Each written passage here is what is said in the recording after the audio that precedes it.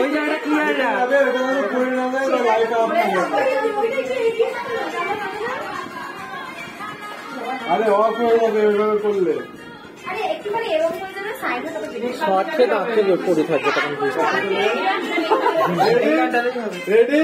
ready যখন ready হবে বললাম রেডি রেডি 3 2 মিউজিক কোথা থেকে দাও 1